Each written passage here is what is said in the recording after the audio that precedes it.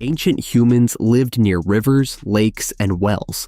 Yet in many places, drinking the wrong water could make them sick or even kill them. So why do we keep hearing that people drank beer, wine, or other fermented liquids instead of plain water? Did our ancestors really spend their entire lives in a hazy, alcoholic fog? It sounds like a recipe for a very short-lived civilization. By the end of this video, you'll realize water wasn't just a drink in the ancient world. It was a survival gamble that shaped the very foundations of human history. The idea that ancient people never drank water is one of the most persistent myths about our past. It's a compelling thought.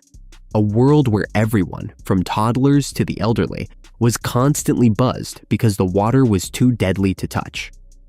But let's set the record straight immediately. The real question is not why didn't they drink water, because in reality, they did. The real question is, how did they know which water was safe? Ancient people weren't foolish. They understood their lives depended on hydration. Some of the most impressive ancient cities invested massive amounts of labor and wealth into wells, cisterns, fountains, canals, and aqueducts precisely because water mattered so much. Roman aqueducts supplied fountains and baths for the masses, while Greek cities relied heavily on complex well systems. Clean water shaped where people lived, how they farmed, and where they traded. But before these engineering marvels existed, humans faced a much bigger problem. The first rule of survival was finding water. For hundreds of thousands of years, ancient humans followed the water. They trailed animal migration routes that led to hidden springs and camped near great river systems. Early civilizations were not built in the middle of deserts by accident. They were strategically placed along the Nile, the Indus, and the Tigris and Euphrates.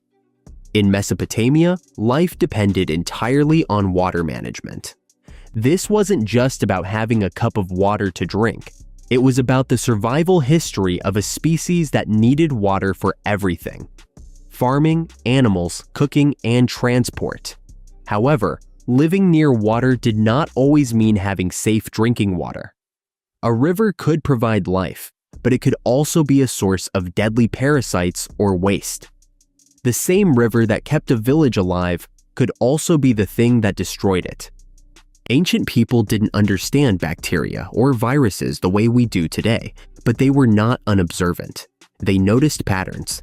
They saw that people who drank from stagnant green ponds often got sick, while those who drank from fast-moving mountain springs stayed healthy. They saw how water changed after a flood, becoming muddy and foul-smelling.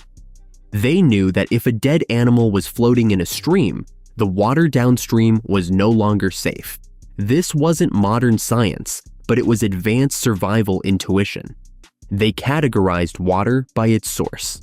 Spring water and deep wells were often preferred because they were filtered by the earth itself. Standing water was recognized as a risk long before we knew what a microbe was. These ancestors were observant survivors, not primitive people who just drank whatever they found. So, if they didn't have modern water treatment plants, how did they make water safer? This is where the ancient water technology that nobody talks about comes in. Ancient humans were incredibly resourceful. They built deep wells to reach groundwater that hadn't been contaminated by surface waste.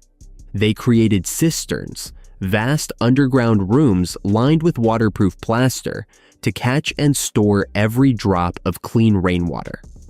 They developed settling tanks where muddy water could sit until the dirt sank to the bottom, leaving clearer water on top. Ancient Greece was filled with these systems, and the Romans took it to a legendary level. Their aqueducts weren't just for show. They were precise ancient water systems designed to transport fresh water from distant mountain springs directly into the heart of the city. They were not avoiding water. They were building entire civilizations around the control and purification of it. In some cases, they even knew that boiling water or adding certain herbs could change its properties, even if they didn't understand the chemistry behind it. But let's address the most famous part of this story, the beer and wine. If they had all this water technology, why is it so commonly believed that they only drank alcohol? In some societies, fermented drinks were indeed a staple, but it's important to understand why. Fermentation is a natural preservative. The process of making beer or wine involves steps that can reduce some of the risks associated with contaminated water. But this doesn't mean everyone was drunk all day. Ancient beer was vastly different from what you find in a store today. It was often thicker, much lower in alcohol, and consumed more like a liquid meal than a party drink. It provided essential calories and nutrients that were hard to get elsewhere. Evidence for fermented grain drinks goes back thousands of years, showing that beer was a cultural and nutritional powerhouse. The idea that everyone drank alcohol instead of water is a massive oversimplification, but it contains a grain of truth. Fermented drinks were often safer than the water in a crowded, poorly planned city. To a modern palate, ancient drinks would be unrecognizable. Ancient beer was often cloudy, uncarbonated, and full of grain sediment. You sometimes had to drink it through a straw to filter out the bits of bread. Wine was rarely consumed straight. In Greek and Roman cultures, drinking undiluted wine was considered a sign of being a barbarian. They almost always mixed their wine with water, often in a ratio of 3 parts water to 1 part wine. This served two purposes. It made the wine last longer and, crucially, the alcohol and acidity in the wine could help kill off some of the pathogens in the water they were mixing it with. Different regions had different solutions based on what grew there. In some places, it was fermented mare's milk. In others, it was fruit ciders.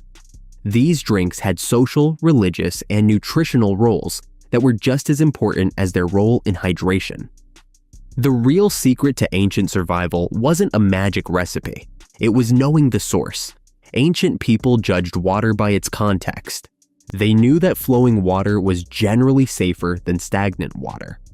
They understood that protected wells kept the water away from the filth of the streets.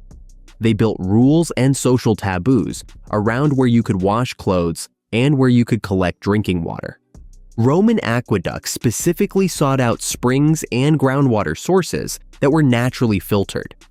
Public fountains were the heartbeat of the city, providing a reliable place for the average person to get their daily supply of clean drinking water. To an ancient human, water wasn't just a generic liquid. Its source decided whether it was life, sickness, or a slow death. This obsession with water management is what allowed human civilization to explode in size.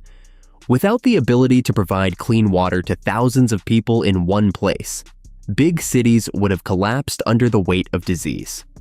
The people who controlled the water didn't just control thirst, they controlled the food supply through irrigation, they controlled power through the economy, and they controlled the very survival of their subjects. From the Mesopotamian canal systems to the massive public baths of Rome, water was the ultimate tool of government. When a water system failed, the city usually followed. It was the foundation of the social hierarchy. The rich had water pipes directly to their homes, while the poor relied on the public fountains, but everyone relied on the system. The twist in this story is that we are not as different from our ancestors as we like to think. Even today, we are constantly solving the same problems. When you travel to a new place and wonder if you should drink the tap water, you are tapping into that same ancient survival instinct. We still rely on massive, invisible systems to ensure our survival. We have pipes, reservoirs, and complex chemical treatment plants, but the goal is the same: to find a source we can trust.